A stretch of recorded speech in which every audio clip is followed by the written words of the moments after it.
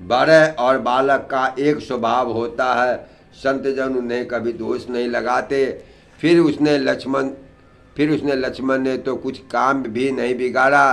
हे नाथ, आपका अपराधी तो मैं हूँ, अतः हे स्वामी, कृपा, क्रोध, वध और बंधन जो कुछ करना हो दास की तरह अर्थात दास समझकर मुझ पर कीजिए, जिस प्रकार से शीघ्र आपका क्रोध दूर हो।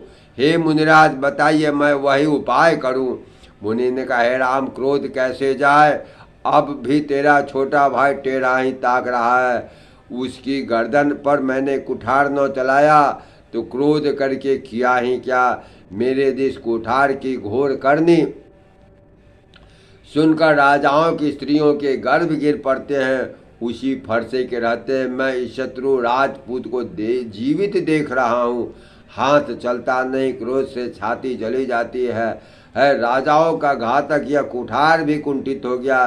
विधाता विपरीत हो गई, इससे मेरा स्वभाव बदल गया। नहीं तो भला मेरे हृदय में किसी समय भी कृपा कैसी?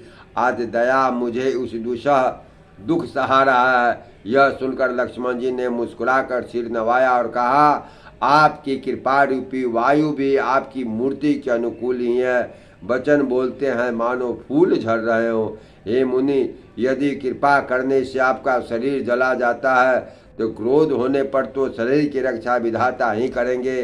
परशुराम जी ने कहा, हे जनक, देखिए मूर्ख बालक हट करके जमपुरी में घर निवास करना चाहता है। इसको शीघ्र ही आंखों की ओट क्यों नहीं करते? यह राजपुत्र देखने में छोटा है पर है बड़ा खोटा। लक्ष्मण जी ने हंसकर मन ही मन कहा, आंख मूंद लेने पर कहीं कोई नहीं है। तब परशुराम जी हृदय में अत्यंत क्रोध भरकर श्री राम जी से बोले, अरे शठ, तू शिवजी का धनुष तोड़कर उल्टा हम ही को ज्ञान देता है। तेरा यह भाई तेरे सम्मति से कठोर वचन बोलता है और तू छल से हाथ जोड़कर विनय करता है। या तो युद्ध में मेरा संतोष कर, नहीं तो राम कहलाना छोड़ दे। अरे शिवद्रोही, छल त्याग कर मुझसे युद्ध कर, नहीं तो भाई समेत तुझे मार डालूंगा।